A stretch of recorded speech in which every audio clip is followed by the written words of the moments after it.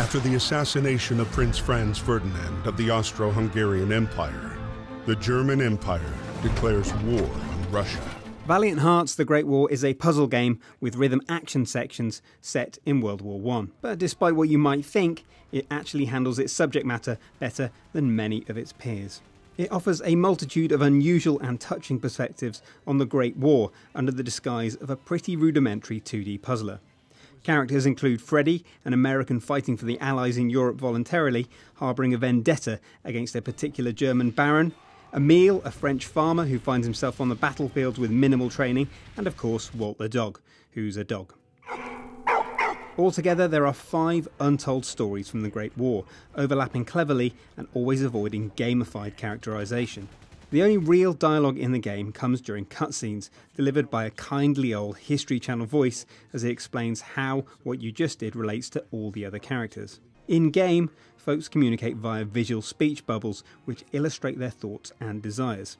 A portly French officer might indicate that he has a soft spot for red wine, for example, and that will in turn inform you that locating some plonk will distract him long enough to sneak past.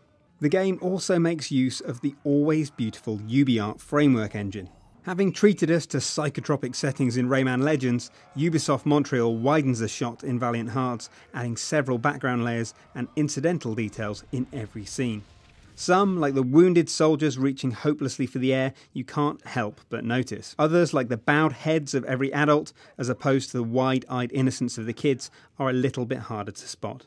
Even if you don't process every detail thoroughly, they'll still affect you all the same. Sadly, the effects of some of Valiant Hearts' puzzles are slightly less desirable. Most verge on too easy: find an item, give it to someone, carry on. A few are very good indeed, such as a sequence which switches between Emile and Freddy on 2 sides of an enemy encampment, using Walt as a go-between to ferry explosives. Unfortunately, slightly too many are difficult in a way that makes you question the game's logic, rather than lament your own pitiful IQ.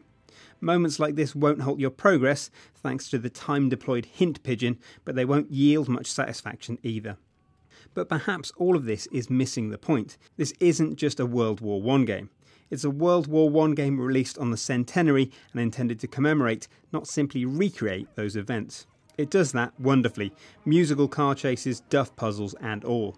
The level of research evident here is impressive, as is the fact that the story never takes sides, never asks you to shoot identikit soldiers, and never credits you, the player, with turning the tide on the entire conflict. Valiant Hearts may be dulled by puzzles that veer from easy to illogical, but thankfully it's never syrupy, sensationalised or cliched.